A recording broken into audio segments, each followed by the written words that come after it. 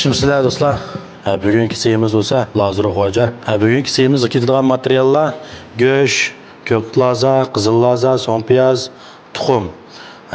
Qo'shimcha materiallar: samsaq, shomijoz, sinjan. Go'shtni mana shu yo'l bo'yicha mana shu holatda to'g'rab olamiz. Bu go'shtimizni suvga sevib olamiz. Bu suvga sevilishlik sababimiz go'shtdagi qonni, g'ayripuraklarni yo'q qilish roli bor. Hamda lazini mana shu holatda chor, tugak holatda to'g'rab olamiz. Hamda so'ng piyozlama mana shu holatda to'g'raymiz. Go'sht pallash bosqichiga keldik. Buningga birdan tuxum, vijangdan bir qo'shiq, jejangdan bir qo'shiq, oqmushdan yarim qo'shiq, do'ngojangyodan odatdagi o'zimizning qo'shig'ida bir qo'shiq qo'ysak bo'ldi. Buni bundan tamlantirib olgandan keyin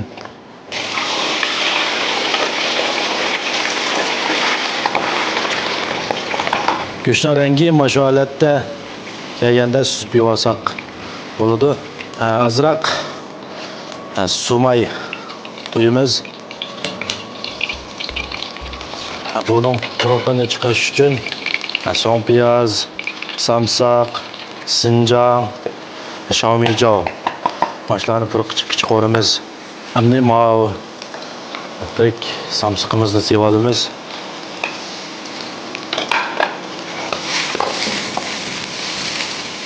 Hamda oz miqdorda do'ngojangyo, bir qo'shiq shisanshan, bir qo'shiq oqmush.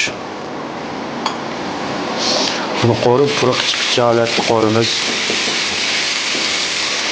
Hamda zalab yegan lazimizni solamiz. Bundan hamda ketarli qo'shimcha materiallar: tuzdan azroq, jejang, vejangdan bir yarim qo'shiq, jejangdan bir yarim qo'shiq sevamiz.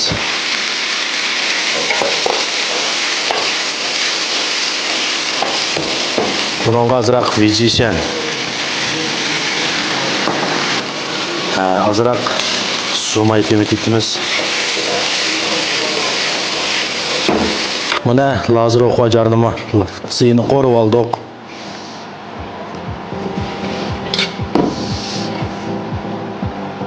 Biz oldin ola sevagan Xo'jarni chachcho'rsak tizib chiroyli holatda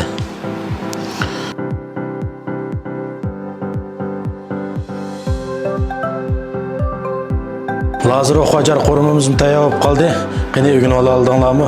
Qani unda bo'lsa, Inkar saroyiga o'zinglar yaxshi ko'rgan tomoqni yo'llanglar, birga o'ynaylik. Yeshil Nur oshpazlar keldi programmasidan Mag'rima ustam, xayr xo'sh.